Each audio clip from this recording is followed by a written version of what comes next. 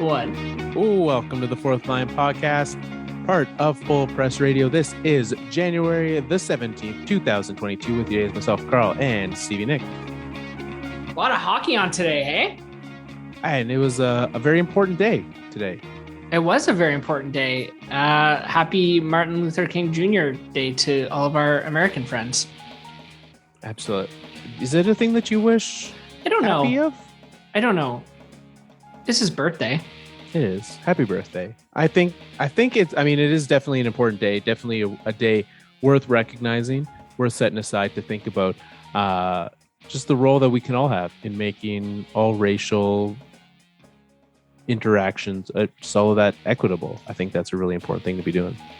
Absolutely. And I actually got like a quasi day off today too, because it like dumped snow on us last night. We got like 50 centimeters of snow here. You know what? If you follow anyone from Ontario on social media, you are well aware of how much snow, because they wouldn't stop talking about it all day. It's like they've never seen snow before. This amount of snow happens like once every 5 years.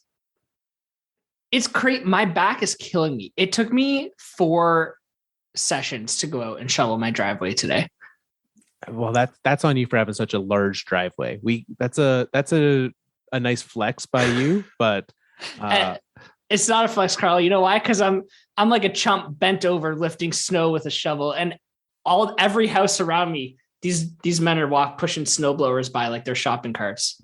I would have handed. How much do you think it would cost for you to not even pay for him to do it, but pay to borrow your neighbor's snowblower? How much do you think it would cost you?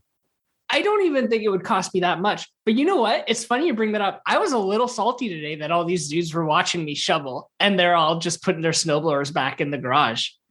Like, whatever happened to neighborly help? Why don't you just roll it over here?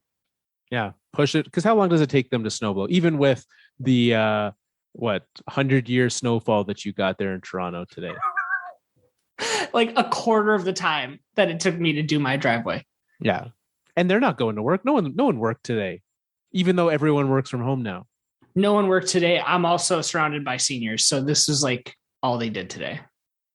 So wait, you're currently complaining that a senior did not come and shovel your driveway? Is that what I'm hearing? No, look, it doesn't have to be the senior who does the work. How about just walking the snowblower over and being like, hey, you look like you're exerting yourself quite a lot, young man. Would you like to use a snowblower? See, that's what I think. I think if you had gone over and been like, hey, here's $5. Can I borrow your snowblower? Like, that'll pay for gas or whatever. I don't know how much snowblowers run in gas, but that seems like a reasonable amount. And for that much, they probably like keep the money, borrow the snowblower. And now you've got yourself a deal. Maybe bake some cookies for them, send that over. They're feeling great. Nah, I could finish shoveling the driveway faster than it would take me to make the cookies. So we'll have to find a different compromise. But unless you're doing the cookies wrong, your back's not going to hurt. So that is true. Yeah. And I get to eat some cookies too. And cookie dough. That's a win-win-win. That's a win. It's a win. I have one more update before we get into our actual show. I hope it's the question I was going to ask you about. So let's find out. Got to use my outdoor rink this weekend. There it is. And updates. Day 1 on Saturday. So I don't remember where we were last week, but I got some really good freezing cold weather last week. Yeah. Day 1 Saturday when I went out and used it, it wasn't great. It was very thin on one end, thick on the other, and very squeaky on my skates. And then Saturday night, I got a nice, very thin layer of snow on it, and it was perfect on Sunday. Interesting. So did you flood it on Saturday night? Yeah. Saturday after I tore it all up with my skates, I flooded it. And then got a layer of snow, but as soon as I shoveled the snow off, it was perfect ice underneath. Well, that's fantastic. Glad to hear. Looked spectacular. Well done. And didn't fall apart with that whole tarp hole situation you had. No, although I did poke a hole in one corner with my skate. Like it wasn't thawed? The water. Yeah, it wasn't frozen high enough. There was some tarp exposed and I leaned over to grab a shovel and I stepped on it. Well, It's fine though. It's your first time. Just cover it with snow and it freezes. It's once it starts to thaw, that's where it starts leaking. Well, and now did you go out and shovel it off today? No. Dude, I couldn't even get into my backyard today. I wasn't clearing a path to the backyard and then skating off the rink, clearing off the rink. No way. Sacrifices could be made. Could you imagine how great it would have been to get out there in a snowy day? It would have been magical. I actually don't know what to expect of this ice after all the snow's been sitting on it. It's either going to be amazing or it's going to be awful. Or somewhere in the middle. I don't know about that. We'll see. All right. Well, like you said, lots of hockey today, but also a lot happened this week in the world of hockey. And I want to start with to pick up a story that we discussed last week. And I think back to last week, we were talking about Evander Kane and the fact that he was on the block. We mentioned potential landing spots. We both, I believe, said that he should not go to Edmonton. Tuesday morning, rumors started that he is going to Edmonton. And now we're here. So hasn't signed yet. Signed yet, but these rumors started. I mean, Ken Holland all but confirmed he was going. No, not even all but. He confirmed he was going after him. Ken Holland was like, yeah, we're talking to him. Definitely, I mean, hasn't signed yet. And I know everyone said that he would be. I mean, we heard rumors. Former NHL official Tim Peel told us that he would be signed within hours. That was the best part of the story, is that Tim Peel broke that signing. Even though it's not done yet, I just like that Tim Peel, like just all of a sudden, Tim Peel has inserted himself into the game. He's like, yeah, I'm an insider. I know stuff. No. So random. All right. So he has not been signed yet. I wonder if he hasn't been signed yet because of the NHLPA/NHL discussions over his contract termination. I think that there's probably some logistics that need to get sorted out from his buyout, waivers, whatever that turns into, and kind of that situation. So I think I'm with you on that. Nonetheless, so these rumors came, and fans, people, players, like everyone in Edmonton was wondering what was happening with the Evander Kane situation. So much so that Connor McDavid was asked about it in a press conference. And he was not super thrilled to have been asked about Evander Kane. How do you not know it's coming, though? Like, how is he not prepped for that question? I mean, I don't think that the Edmonton Oilers prepped Connor McDavid on literally any interview he took at all this week, because this is not the only one that I want to talk about. Oh, boy. I don't think that the PR team there did anything. I mean, he's a pretty quiet, reserved, I don't know if shy is the right word, kind of guy to begin with. And then they ask him about controversial topics. I mean, if you had asked me, how do you think Connor McDavid would answer this question? I'd say not well. I think that's accurate. Yeah. Right. And in seeing this, right, because I mean, like you said, he is shy. He's not the most outgoing of players. I genuinely can you think of other interviews that he's given ever? There's one that popped into my head as soon as you asked me that. It was the year that the Oilers won the draft lottery, where he was supposed to be the first overall pick, and they interviewed him on Hockey Night in Canada or whatever the Sportsnet show was at the time. And he just looked devastated. I remember that one. He just looked so sad. You know what? He has that exact same look now when he does interviews. I think that's just his face. In Edmonton. It might just be Connor McSadface. That might just be who he is. And there's the title of the episode. I always appreciate when you remind me that that's how I should name it. But here's what's interesting and so while he had comments say, a number of things stood out. Thing number one is he is for Evander Kane signing with the Oilers. Does that surprise you? Yes. I hesitated a lot, but yes, I think it does surprise me. Well, because last week, right? I mean, I'm not surprised that it surprises you because last week you made comments to the fact of the locker room issues that he's had, right? And how that spreads throughout the league, how these players that did not want him anymore in San Jose would share that thought and now not want him in Edmonton. And we did talk about how before he gets signed anywhere, conversations have to be had with the leadership core on the team to make sure the locker room is on board. And it sounds like that did happen in Edmonton. Obviously Edmonton, he had, discussions. He knew about this. He said Evander's an amazing player. He's had lots of success over the years. And whatever else has been going on is not something that I look into. So he seems open to the idea of it. Now, this is where Connor should have stopped talking, was there. Because what he said after the fact, so the public opinion is something that matters a lot, but we're here to try to win games and try to put together a good team on the ice. And if Kenny thinks that's what he can do, that's what he can do. Another thing stands out there. Do we call Holland Kenny? Is that what we're doing now? I think that's what people call him. Yeah. Kenny. That name hits a little different here in Alberta. What his inside circle. that's his crew call him Kenny. Yeah, his entourage. Okay. Which apparently Connor's in. Apparently Connor's in the inner circle. That's why he's all in on this. All right.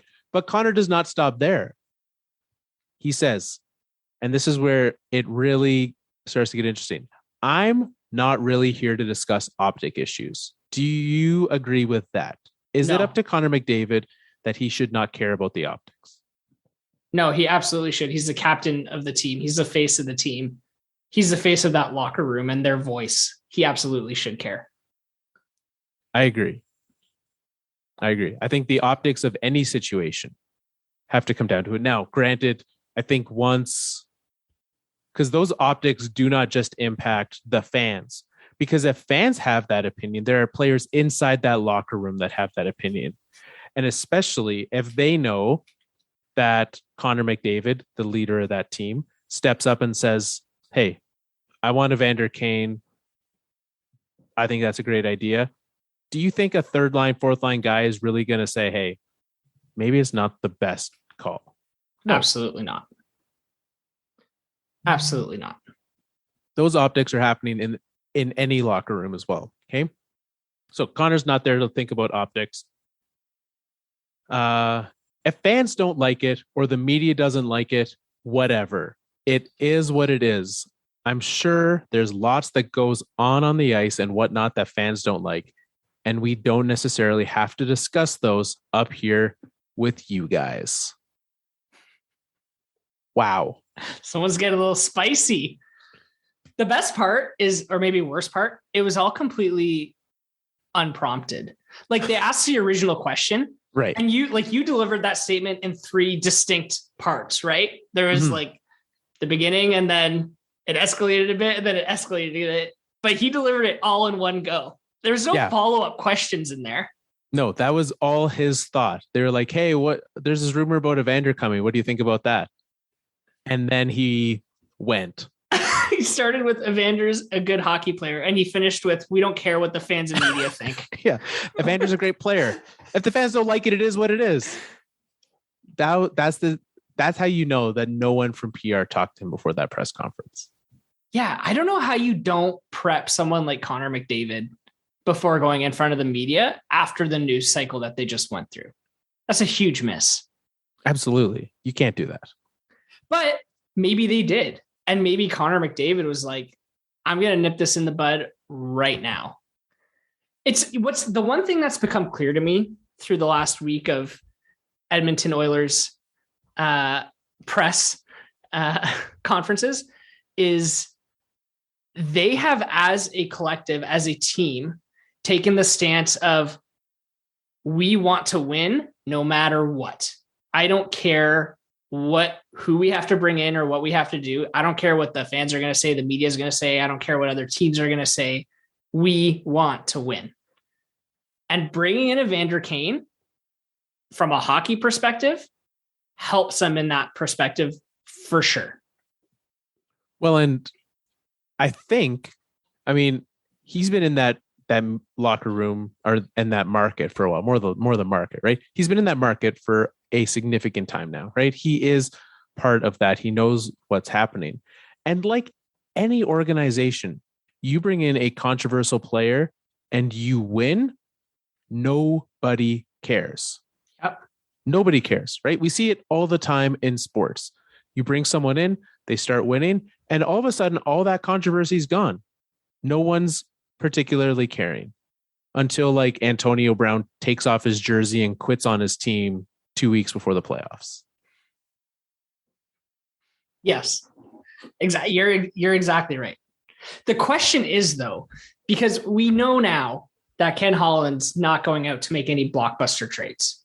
Okay, he's flat out said his first round pick's not in play. That means. Sorry, go ahead. I was going to say that means Jacob Chikrin's not in play. Yeah, for them. That means, I mean, maybe they can go get a goalie, but certainly not a star goaltender. It'll be someone more middling. So the question for me is signing Evander Kane. Does that push this team over the edge? Does that put them in a better position to win a Stanley Cup? I think that there's I guess this kind of leads into that conversation is like this team is still close. They don't need a lot. The pieces that are there need to be playing better. It's very confusing. I mean, they've had everyone's had a bit of a weird year, and I think that they've been off for like a week and a half or something like that, 2 weeks. Yeah. So they have a bunch of games in hand. So the standings, it's not really fair to look at the standings right now, but they're in a bit of a free fall. Oh, for sure. I also noticed you didn't call him Kenny. You called him Ken Holland. Should we take any weight into that thought? I'm not in the inner circle. Okay. I think that Ken Holland was a good GM in a different time. That's fair. I think the league has evolved, and I think that 10 years ago I was calling him Kenny. Now you're not. Now I call him Ken Holland. Kenneth J. Holland. Yes. Well, you talk about the inconsistency of the schedule, right? But this was not an issue of the inconsistency before the schedule, because yes, we can look. The Oilers they had a game scheduled for Sunday. They have a game scheduled for tomorrow. Both canceled, right? They play the Senators on Saturday. That was a terrible game for the Oilers, right? Yeah. That lost to the Senators. Before that, they had 4 games postponed. Then before that, over at the end of December, start of January, they played 5 games, lost all of them. Before that, leading up the break, 4 games postponed. They won 2 games, but even before that, they had lost 5 in a row. So of these games, right, another 5 losses, and plus another loss. That is 11 losses in their last 13 games. With breaks sprinkled throughout there, this is not just a free fall. This is a complete and total collapse. At every level for them. Because you cannot just look at when you lose 11 out of 13 games, which no team, I believe over that stretch, the only team as bad as that was the Kraken, who up until today had lost 9 in a row. There's problems everywhere. And this is my issue with it, because Connor sits there one day and says, we don't care what the fans think. We're here to win. So they go out and they blow a lead to the Ottawa Senators over the weekend. And when asked, what do you do to fix this? He says, well, we don't have any answers. That is a problem. Yep. But what do you do though? What do? You switch to coach on them again? Do you switch to GM on them again? Maybe the problem is in the locker room. The problem is absolutely in the locker room. 100%. That's where the problem is. So what do? You got to shake it up. Send someone big away. They've done that. At this point in time, right? You need those players who are in there to perform. You need, granted, like goaltending, right? They've had some injury issues, right? And that's not great. Their goaltending isn't great to begin with. But like, you need to be able to rely on those guys. And you need, who knows what's being said to that team, but you need Connor McDavid to do more than just sit there. And if he's talking to the guys on the team, he needs more than to say, I don't have an answer. He needs to be doing more as the leader of that team, as the best player on that team, as the captain of that team. He needs to be doing more than sitting there and saying, I wish I had an answer. But like, how much more can this guy do though? He's carrying this team. But he's carrying them, but with what he's doing, like let's pull up that game on Saturday against the Senators. Let's go to the old let's go natural stat trick here. Okay. Let's take a look. Ottawa, Edmonton. That was on Saturday, right? That was Saturday night. Yeah. All right. Let's go. When I turned it off, they were winning. I think when everyone turned it off, they were winning. I think that's when Edmonton turned it off. When Edmonton turned it off, they were winning too. All right. They do not have this sorted by latest. All right. Full report on this game. Edmonton was up. Really, even if you look at like score adjusted, they were doing fine for themselves, right? What I want to see is on ice. Okay. I also want my Chrome to not crash in the middle of this. Thank you, Internet. Oh, great. Okay. Nonetheless, right? By looking at what he's done and what this team has done, okay, he played 21 minutes. He played more minutes than any player except for Darnell Nurse, which, like, defensively, okay, a relevant thing. Okay. Yep. Like 21 minutes of 5-on-5. Actually, that's not total time. If you take that into account, 25 minutes played in that game. He played almost half the game. So maybe part of the issue is that Connor's not fresh when he's playing 25 minutes of center a game. Yep. That's one issue, right? So I look at this, and when I look at it and say, you're playing half the game, you're out there power play, you're out there even strength. I don't think he got any, right? He never really gets any penalty kill time. He paid 10 seconds for some reason of PK that game. Like, I look at this is on him. You're literally on the ice for half the game. You are responsible for helping make your team better. And when you're out there for that long, it's not just, oh, I'm one guy. No, you are the guy. You are out there for that long. They are paying you that much. You need to be able to step up and make those differences. And he's not. Okay, sure. In that one game, dude's got 53 points in 34 games. The next closest guy behind him has 26 points. On the Oilers. Yeah. Yeah. Like they have to be able to count on the guys below Draisaitl and McDavid. There's no production coming below them. Like Draisaitl has 26 goals, McDavid has 19. The next highest goal total on that team is 11. Zach Hyman, who's on their line. And it's Zach Hyman probably, right? Yeah. I do, obviously agree with that, right? The depth on this team is lacking significantly, right? Ryan Nugent-Hopkins has been injured for the last while. It doesn't show that he's been injured for the last while and been missing a bunch of time because they haven't been playing. Having him out has hurt big time, right? Some guys that they expected to take that step, right? Haven't really, right? Yamamoto, not really, right? Yeah. Jesse Puljujarvi has been decent in his return. Early in the year was fairly impressed, right? But even you think back to that start of the year, and I think the Oilers got very lucky because they had what was a like power play fueled heater that they were on. and everything felt great, right? Everyone's getting points all the time. Everyone's doing the thing, but they're got like a 60% power play through that first month of the season. Not a sustainable reality.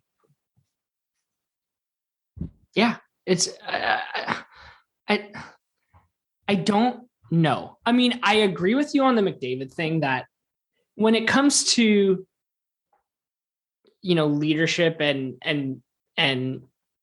using kind of your words to motivate and encourage your team, he's not doing that, at least not from what we see in the media. And a lot of guys use the media to send messages.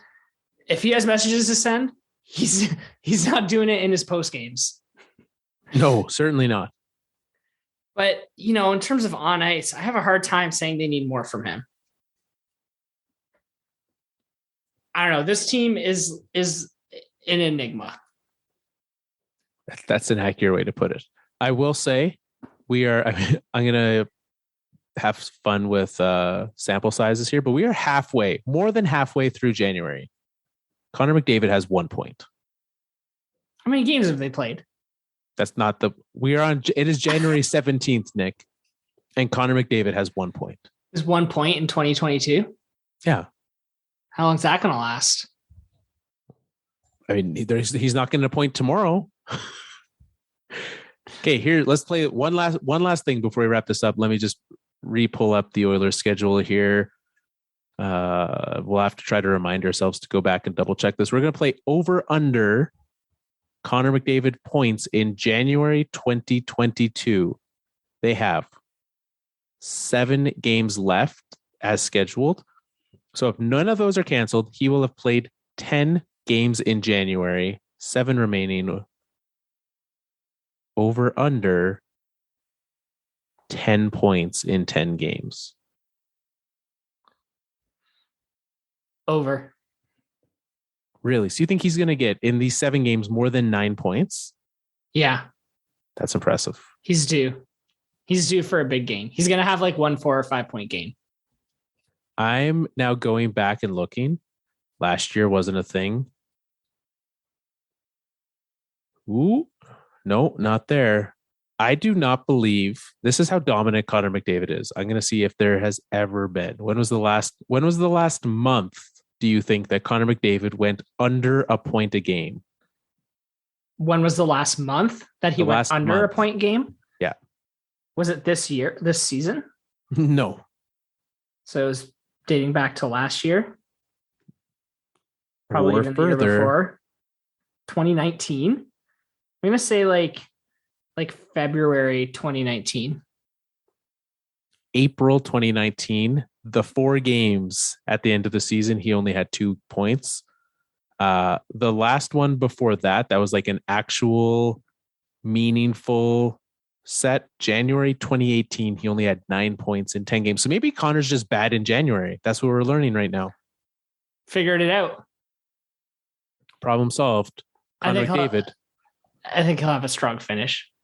Well, he has to because another bold take, Carl, to go along with my Oilers will get 62 points this year. Prediction. 62 wins. 62 wins. Yes. Is that now mathematically impossible? Probably. I'm not even going to waste my time doing the math. I'll do it for you. I'll let you know later. Okay. Because I'm fairly certain it is. Well, they have 17 losses so far, so they're only allowed 3 more the rest of the way. You know, they can turn it around any day now. Not going to happen. No way.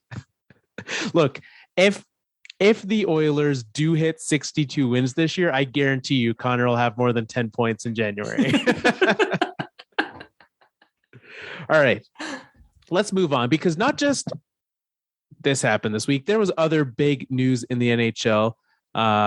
The All Star Game rosters were announced, and we saw a number of omissions and players that, you know, rightfully deserve to. Was there anyone that stood out to you as a big omission from this All Star Game roster? Yeah, Sidney Crosby, like the biggest one, right? I think when we look at how like his record of all time, but what he's done this year, do you think he's an all-star this year based on what he's done? I think you always make Sidney Crosby an offer to come to the All Star game, regardless of how he's performing in that year. Okay, maybe that's it then, right? You say you make Sidney Crosby an offer. Do you think that maybe they made him an offer and he was like, nah, yes, good. That's absolutely what I think happened. Okay, I can understand that. So Sidney Crosby is one. Okay. Yeah. Myself, I'm going straight to Denver because Nazem Kadri, who is the leading point scorer on a division leading team, is not on this roster. So would you put Kadri in instead of Makar? So, here's what becomes the issue, right? It's because you look at these rosters, they split them up by division. So in the Central Division, the Avalanche already have two players there, right? Yeah. Nathan McKinnon, Cale Makar. It makes sense. It is almost impossible, right? They always like wedge it in when you're the host team that you get like a ton of players. It's tough to fit a third Av on that team, right? So I get it, but he's had a better season than Nathan McKinnon. Hands down, not even a question. I know. And I asked you about Makar because I was going to ask you about McKinnon first, but he was voted in by the fans. Right. So you can't remove him. No, that was the fan vote. So he's the captain, right? Our four captains, Nathan McKinnon, the aforementioned Connor McDavid, who I guess like he doesn't really care what the fans think, but they voted for him anyways. Austin Matthews, and then Alexander Ovechkin in the Metro. So I'm surprised they didn't give like Mark Stone the captaincy of Pacific, being the host captain. Yeah, that's understandable. But I guess the fans get what they want. We see this every year at the All Star game. They want Connor McDavid. So, okay, so Kadri over Makar. It's close. I think Makar's done a lot of really great things, but Kadri's fifth in the league in points and isn't going to the All Star game. Like that shouldn't be the case. Is he in that last man in voting thing? Yes, he is. See, I didn't know because when I did it, Phil Kessel was the first one listed for the Central Division, and I didn't even read the rest of the names. You like looked up at that giant head behind you and said, "I got you." Press send. Exactly. Just saw Kessel and boom, click next. So there is that fan vote for the last player in. Nick and several people are going to be voting Phil Kessel, but Kadri is one of them. And I think that will fix some of this. But it led to an interesting point because, I mean, fans took issue with the fact that Kadri wasn't in, but Nathan McKinnon doing the thing where you get asked a question by the media and you share your thoughts. He was like, of course, Kadri should be there. And he took issue saying that he thought that it is unreasonable that every team is represented at the All Star game. Do you think that it's unreasonable that every team is represented at the All Star game? No, I don't. I think Nathan McKinnon's comments were kind of naive. He said something like, is this an all-star game or is this a participation contest or something like that, right? And it's like, you should know by now, dude, this is a participation contest. It's your fourth one, Nathan. You've seen some guys show up and you're like, ooh. Yeah, this is not an all-star game. So let's cool the Jets here. This doesn't matter. And we did cool the Jets. Only one Jet is going this year. Which makes a lot of sense. Yeah. And it's Kyle Connor, which also makes sense. Absolutely. So yeah, I mean, like, that's just what the All-Star game is. It's not super serious hockey. It's definitely more fun now that it's 3-on-3. It feels more competitive, but it's not like real competitive hockey. So even if you were to put all of the stars on the ice, what kind of hockey would we get out of them? Right. I just think, like, I look at this And I get why it can be frustrating, because a guy works hard, right? And you want, especially as a teammate, right? You want your teammate who's having an outstanding year to get the honor that you think they deserve, right? And for some of these guys, that's what this becomes for them, right? So I look at that, and that's the issue that he has, because, and again, now that you're shoehorning, them into divisions, I feel like doing this divisional format makes it even tougher to get that, right? It does, yeah. Because you don't have as much flexibility with it.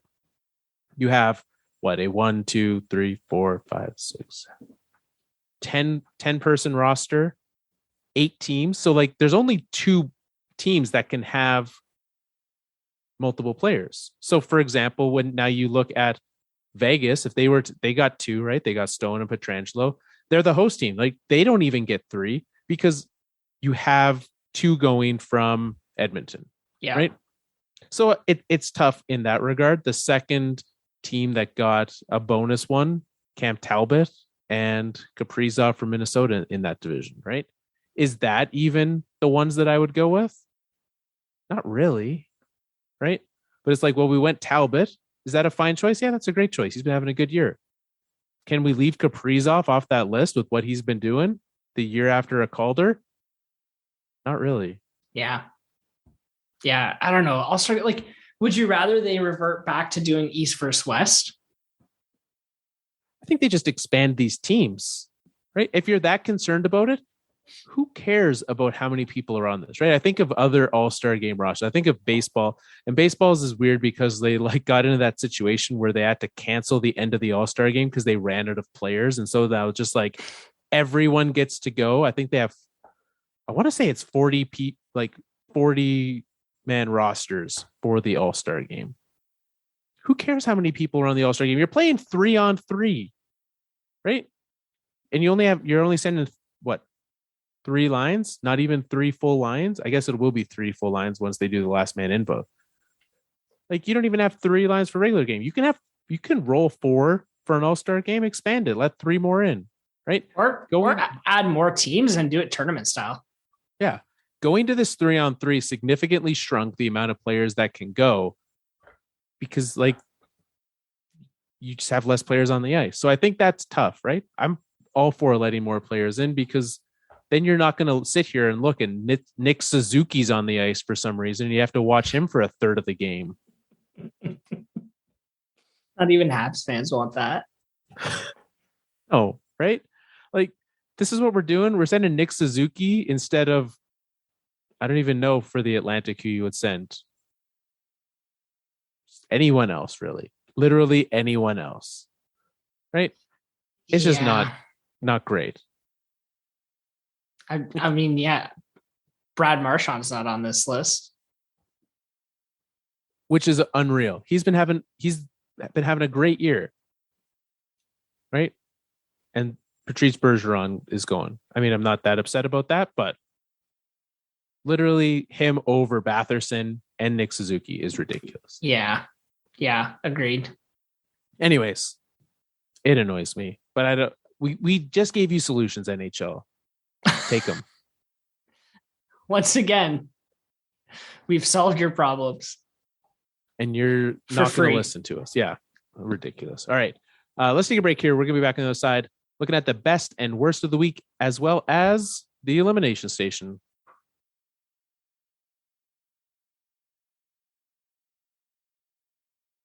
Three, 2, 1. Okay, we're going to do our best now? Can we do our best? Okay, do you want to start? No, I'm starting.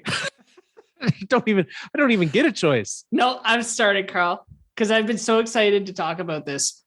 Because after we recorded, I think it was like Tuesday last week or Wednesday. It was shortly after we recorded. The Red Wings dropped a bomb. And my best of this week, it was a good bomb. I was going to say, they've dropped several bombs this season. My best of this week is the fact that Steve Yzerman went out and hired Nick Lidstrom to be their VP of hockey operations. Nick Lidstrom is back in the fold in management with Steve Yzerman, with Chris Draper, with There's other players they played with who are not top of mind for me right now. This is the good old days, Carl. Seeing these names for me as a Red Wings fan. Great hockey minds coming together to build a great hockey team. I'm so excited. Is this, I mean, we've seen this with other organizations in the past, right? I'm going to remind you that the Colorado Avalanche once hired Patrick Waugh as their vice president of hockey operations. Didn't go so great for them.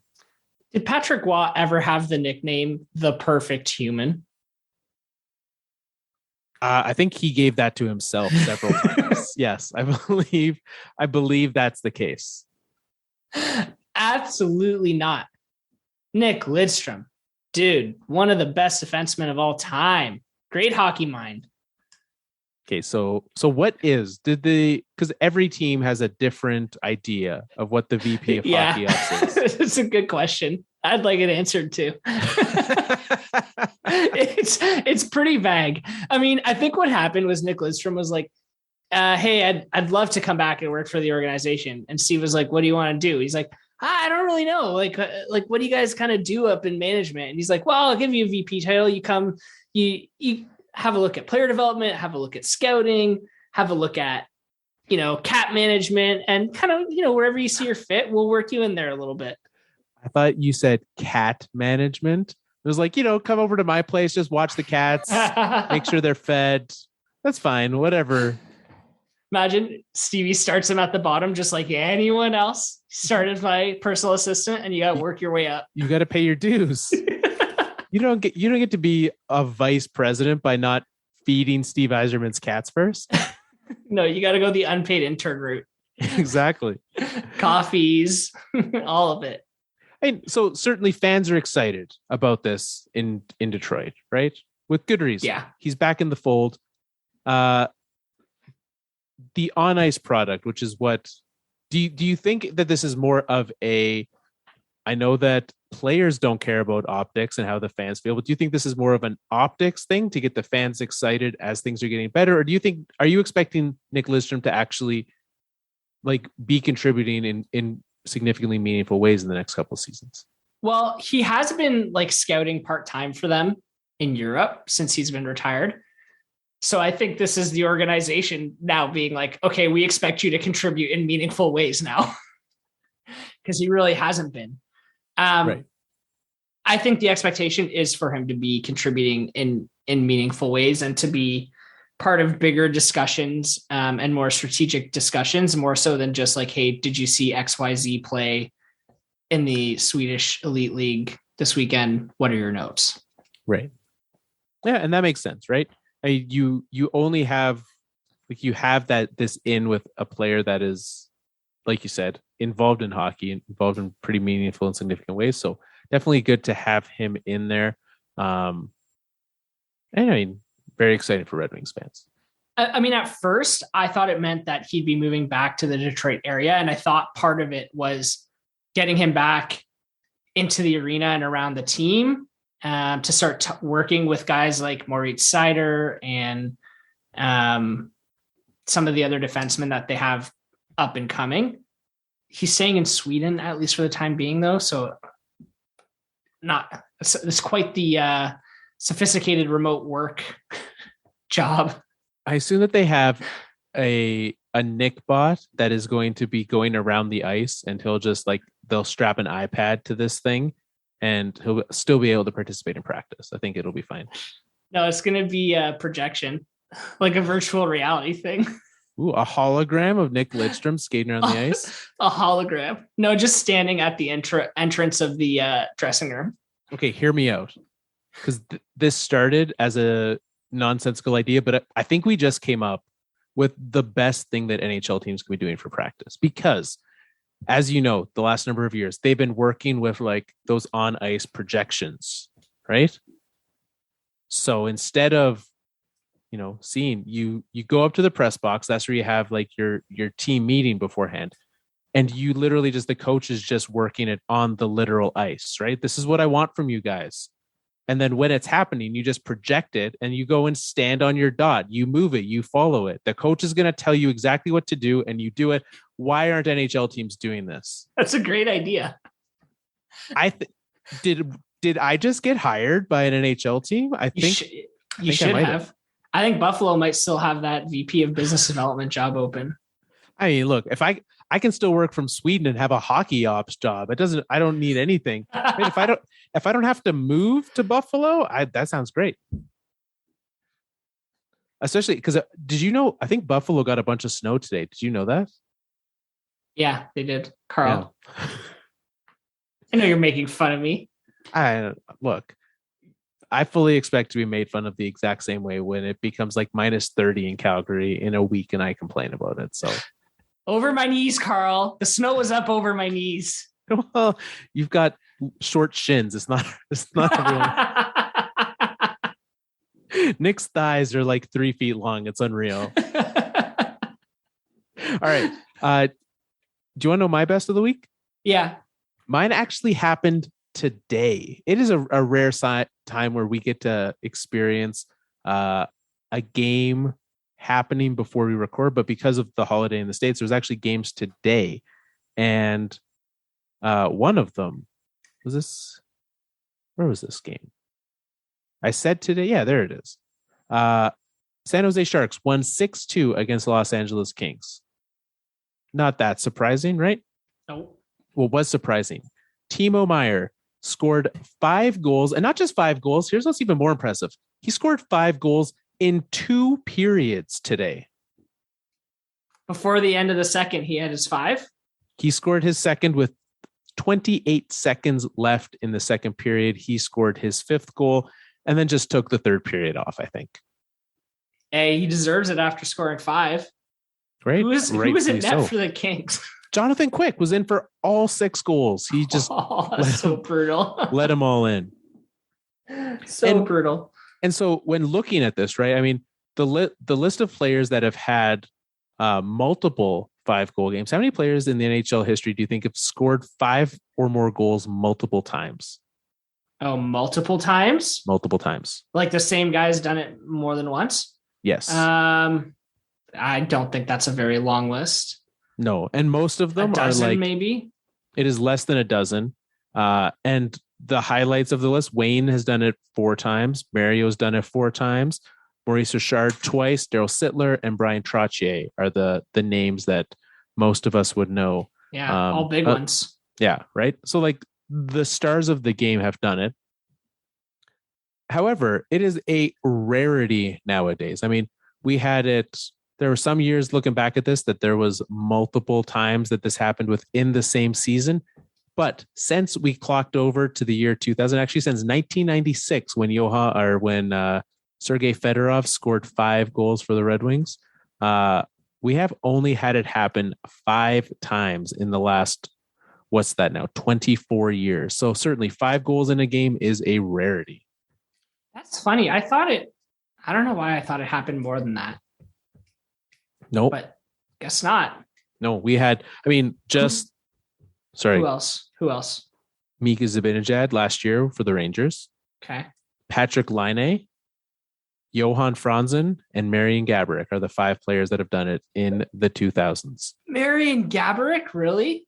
Marian Gaborik, yeah. Of all people. I mean, there are some surprising names on this list.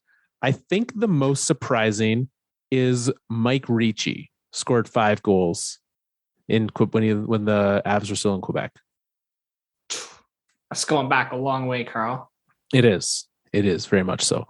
Wayne Gretzky once did it twice in the same calendar year. He did it in February and then December. Not even surprising though. He's Wayne Gretzky. Yeah, and that's what he was known for. That was an era when that was a thing you could do. Yeah, it's true. Oh, I thought he did that in the same. Yeah. Anyways, there was a stretch from December 31st, 1988 to January 11th, 1989. So what's that? 12 days. It happened twice. Mario did it, and then Joe Nieuwendyk did it. They're scoring a lot of goals back then. Right? Like we've had it 5 times in 24 years, and they're like, we'll just do it twice in 2 weeks. Unreal. But anyways, good on Timo Meier. He's having a great year. Yeah, I mean, his stats are significantly padded by the fact that he scored 5 today. But Sharks are a team with, I mean, some hope, right? For sure. Even remove today's 5 goals, he's still having a good year. Don't take that away from him, Carl. No, I mean, he is. Do you have a worst of the week? No, I don't. Just a positive week. It was a good week. It was a good week. Here, let's do, instead of doing the worst, then why don't we take a look? Let's head off to the Elimination Station, and that can be our worst of the week. Good idea.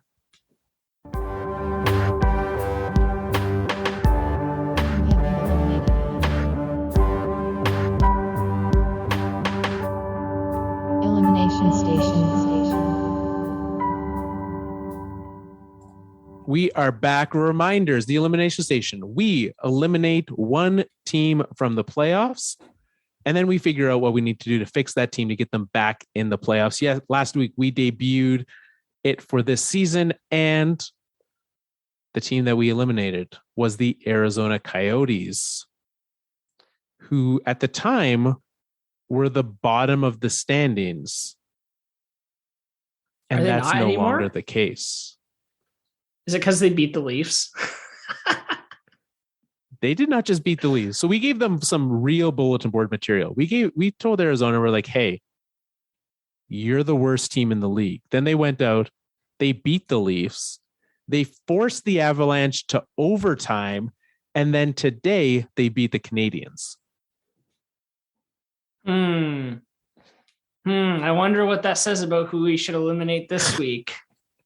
So in a literal matchup of teams at the bottom and teams that should be better, the Arizona Coyotes are now 3 points up on the Montreal Canadiens.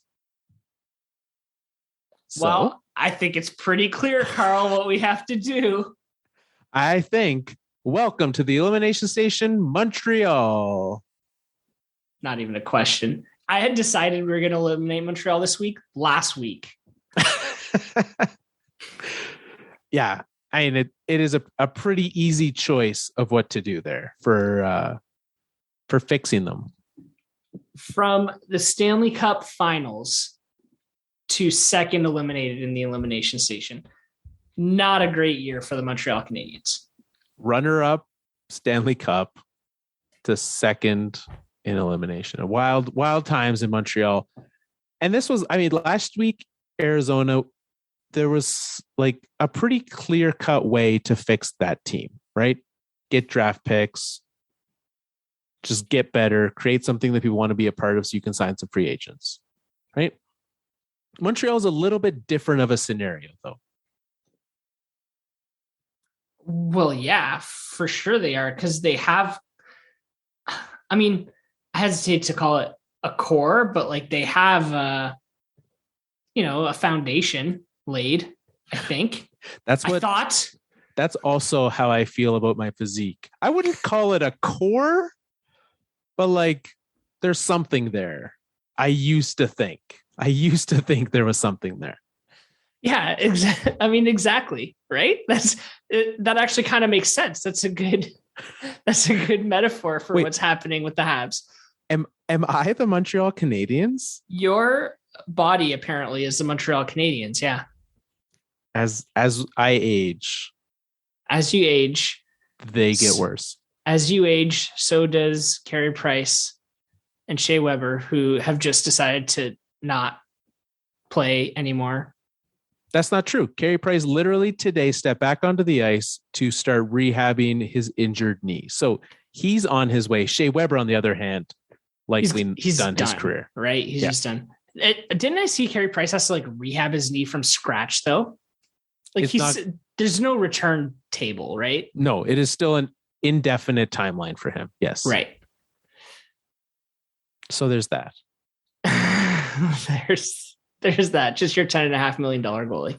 Okay, so you've got him out, right? He's out. You also have Brendan Gallagher, Josh Anderson, Tyler Toffoli, who I haven't pulled up the full team slate yet, but that like, have they played any games this season? Well, I have pulled up the team slate, Carl, because I am prepared. Thanks. What names? What were the names again? Tyler Toffoli. Tyler Toffoli. He has played in 26 games this year. Okay. Josh Anderson. Josh Anderson has played in 25 games this year. Brendan Gallagher. Brendan Gallagher has played in 25 games. Okay. So combined, the Habs themselves have played 37. So combined, those three have missed a third of the team's schedule. And when you think back to last year, right, Tyler Toffoli was a huge piece of this team doing what they did through the regular season and into the playoffs, right? Josh Anderson was actually, he has had a decent, reasonable season, and Brendan Gallagher, fine, right? Yep. So they also lost Philip Deno and replaced him with Christian Dvorak. How's that going? Let's do a Dvorak check. Dvorak, 29 games played, 5 goals, 7 assists. Okay. Philip Deno. minus 17, by the way. He leads the team in plus minus in the negative. That's less than ideal. It's not very good. So it was what? 5 goals, 7 assists for Dvorak? Yeah. Who is more of an offensive piece than Philip Deno, right? Because what everyone said was like Philip Deno, great shutdown center for Montreal, right? And we saw it in the playoffs every time. It was like whoever he's matched up against is not scoring. Philip Deno in Los Angeles, 9 goals, 12 assists in 36 games. Well, so you know what? He's played more games. It's probably roughly the same amount of offense. Per game. What's that? Point per game? No, he's better. He has as many assists as Dvorak has points. 12 assists? Yeah, that's pretty good. Right? Like he's played for over the full 82 games, a 60-point pace. He's never done that as his entire career. This is primed to be Philip Deno's best season, which never happens after free agent signing. Good for him. Bad for the Habs. Very bad for the Habs, right? One thing I do like, it's nice seeing Jonathan Drouin back and having success with this team. Yeah, agreed. All right. So we've identified what's wrong with this team, and it's just a lack of production across the board. Yeah. What are we doing to fix this? How is this team, this Montreal Canadiens team, getting back into the playoffs? I mean, you wait it out a little bit. Like their team is young. Like Nick Suzuki is having a bad year. That is all-star Nick Suzuki. Having a bad year. Okay. Young guy, 22, lots of room to grow. Okay. And we saw great things. Yet. And we did see great things. Yeah. Who's the other guy that they sent down? Cole Caulfield. He did not have a good. Is he back with the team at this point? Yes, he is. Okay. Well, he needs to be better. But again, he's 21. Correct. Lots of room to grow. Yes. And then you got guys like Jonathan Drouin. He's 26. He's got a lot of time left in his career. Christian Dvorak's 25. Jake Evans is 25. I mean, I'm not getting excited about Jake Evans, but yes. Well, you're not getting excited about them, but like Jake Evans should be a solid third line center. Yep. I can get behind that. Like those pieces are kind of in place. So I don't know what to do. Do you wait? Do you try to insert new blood into this? I feel like Marc Bergevin did that every year. Well, I think that is where this team and this roster is at, right? He's trying to think of that. And when you said, here's what's interesting, I also was going to say, you wait in response to what do you do to fix this team, but for a very different reason.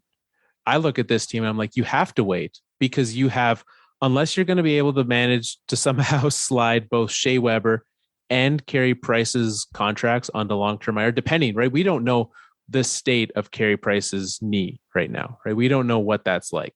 So if he can come back, I mean, turns out when you are a butterfly goalie, your knee is an important piece of that. I've heard that before. I don't play goalie. I don't know if you heard about my core earlier, but it's not exactly goaltender level. I think you have to wait because you have so many contracts that are slowing this team down from being able to do anything, right? They are last in the NHL and have the highest salary in the league. That is a problem that only time can solve. And there's really not that much that's coming off of it. Like the big pieces of that salary cap are in place for a long time. Right. Shea Weber's got a number of years left, right? Josh Anderson signed an extensive deal. Brendan Gallagher, extensive deal. Carey Price, 4 more years after this, right? Yeah. Shea Weber, 4 more years after this as well. So these are deals that are not going to come back anytime soon. And no one's picking those up, right? I think the times of like, is Shea Weber going to end up in Arizona? Possibly. But I think Arizona's really learned that there's not as much benefit in that as there used to be for them. No, not anymore. But I think he'll end up somewhere where he'll never play. Right. As a salary dump somewhere, right? Yeah. The Kraken. But what benefit does it give Montreal for them to pay to get rid of Shea Weber right now? It doesn't. Like, what are you going to do with that cap space? And that's the question, right? I don't know. Maybe when McDavid's up, you go for it. How long? Will Shea Weber still be a Canadian? This is not what contract's up. Yeah, this is not what I thought I'd be doing right now. But apparently, we're looking up the possibility of Connor McDavid being a Montreal Canadian. So they both have 4 more years left on their deal.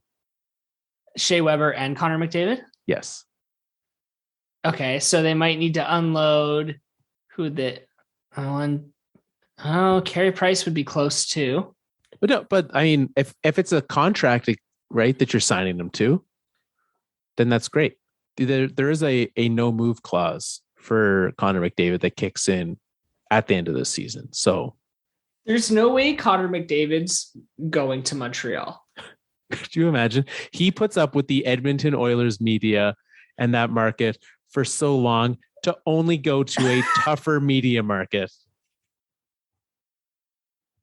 He's gonna go to like Carolina or something. We're only gonna get Connor McSadface for the rest of time, aren't we? No, he's gonna disappear to like Florida or Carolina, somewhere with a warm climate. Maybe he'll go the LA route, follow Gretzky. But Roberto Luongo calls him up with the Panthers and convinces him to go there. Yeah, there you go. They've got the Team Canada connection. There you go. We'll have to do an Olympic preview sometime soon once that roster is released. Sure. That'll be my worst of the week. It's going to be great. Like, hear all these retired NHL names that you haven't thought of in 5 years. Honestly, did you see the one that got leaked? Was that real? That can't be. That couldn't have been real. Kevin Weeks was the goalie on that team. There's no way that could be real. Danny Heatley. Right? There's no chance that was a real roster. And but I looked at the fact that we have to ask it is how bad this team is going to be. It's so true. You have to be like, could Kevin Weeks still play competitive hockey? What's Danny Heatley doing? Oh, it's good stuff. What do you think Danny Heatley is doing? Probably living his best life somewhere. No, he's playing hockey in Europe, right? I assumed he was originally playing hockey in Europe, but I don't know. Hockey Reference doesn't give. He was last seen in the AHL in 2015, according to this. So he might have just retired. Well, he had a long career. Apparently, he played till he was 34. Yeah. So, all right. The cover of NHL 2004, I believe. Briefly, until he got removed from the cover. That's right. Replaced with Joe Sakic, I believe. Anyways, moving on. Do you want to pick our must-watch games of the week? Let's do it. All right. This week was another banner week. Lots of points handed out. And I'm having a lot of fun. I'm grateful for the change that we made coming back to this style. Today's game, we've got the Preds and the Blues happening right now, actually. That is the game of the day. Preds up 1-0. The way that this works, we pick the best game of the night, the game that you should watch every night of the week. And you tune in. You go to our Twitter at Fourth Line Podcast with the number 4, and you tell us the score for this time. We're doing the score. You tell us what you think the score of the game will be and who you think will win. You pick the right winner, you get a point. For each, once you pick out the winning team, for each score in the game that you get correct, you get a bonus point. Winner at the end of February. Leader there is going to be getting sent an NHL jersey of their choice. And in the meantime, though, at the end of this month, we're going to hand out a prize. We're going to send them a Fourth Line Podcast prize pack, which is going to be great. We did hear back from our winner last time. We heard back from Scott finally. He made a unique choice. Really appreciate it. He asked us to make a donation, which was really appreciated for him. But an interesting choice. Did you see what he said about the player for the jersey? I did, and I have to pull it back up. Because he said that if he could have put a player on a jersey, he would have gone with either Peter Forsberg or Claude Lemieux. Oh, yeah. I blocked that from my memory. But he wanted a Ducks jersey, and then all of a sudden he's like, I want an Avs jersey with Claude Lemieux on it. Ugh. See, that's what I'm thinking, right? I'm like, hey, I thought you would have vetoed it right then and there. Look, there is now a clause in this that you are allowed any player in the NHL except for Claude Lemieux. Yeah, like Forsberg, fine. I can respect that. I can get behind that. But Claude Lemieux, no, couldn't do it. Okay, so no Claude clause. If you want a Darren McCarty jersey, then that's my version of it. No. Ooh, shoot. What? Who else? Martin Brodeur. Can I have two? No, you can't have two. All right, I picked between McCarty and Brodeur. I picked Brodeur. We will not be sending out a Brodeur jersey. All right, but Brodeur might be the goalie on Team Canada this year. He's actually gonna use one of those Enterprise commercials. He's like, hey, Enterprise picked me up and took me to the Olympics. All right, so we do that. Okay, we pick our games on Tuesday. What games are you looking at? So I was going to pick a lesser game, and then I kept scrolling, and there's some good ones like Florida-Calgary. Florida-Calgary. My mind went to Carolina-Boston as well. And Carolina-Boston is the other good one, yeah. Yeah. Well, we don't have a lot of, Calgary doesn't play a lot of games right now. So let's go Florida-Calgary. Just get Calgary in the mix. I like it. All right. There's only really one good game on Wednesday. Is it Toronto, New York? It is Toronto, New York. Yeah. Because Colorado, Anaheim, not great. Yeah. Darcy Kemper got hurt today. That concerns me. We'll see how that trends. He got hit in the head or something. Yeah. Not great. Especially because that's a back-to-back that they're playing that day.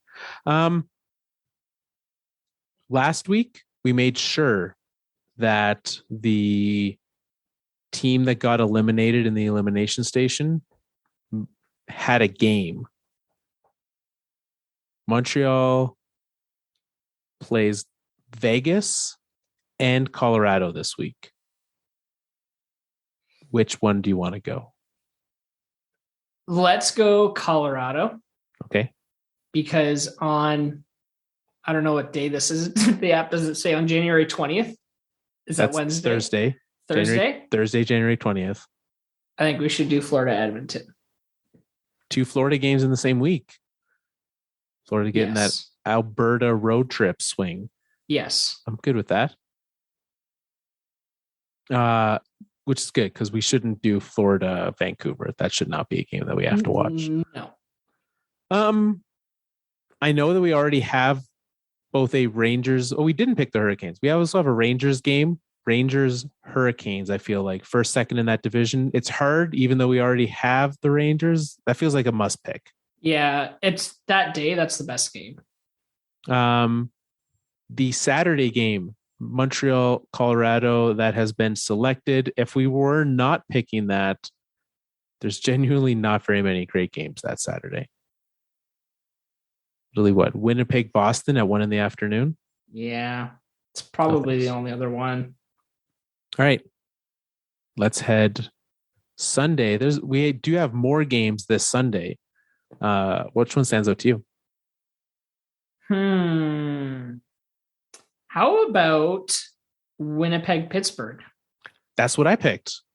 That would have been mine too. Winnipeg, Pittsburgh. It's an early game.